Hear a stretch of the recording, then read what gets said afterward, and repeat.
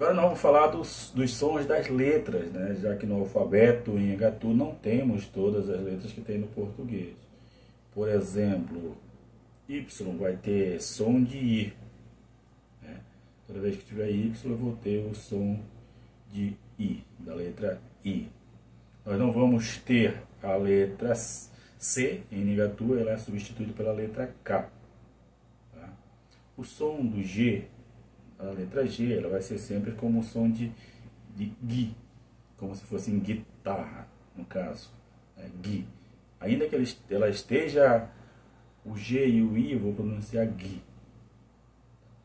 Gui.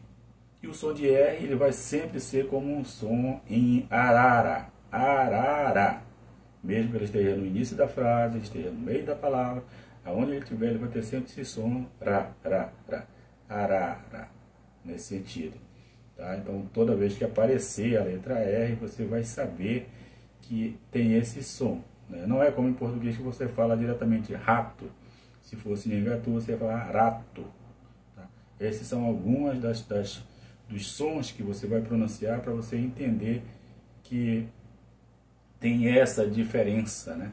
Para que você possa estar se aperfeiçoando aí. Temos mais aí, vai estar no material aí, na apostila que a gente vai estar estudando ao longo do tempo. Mas só para falar um pouco sobre isso para vocês.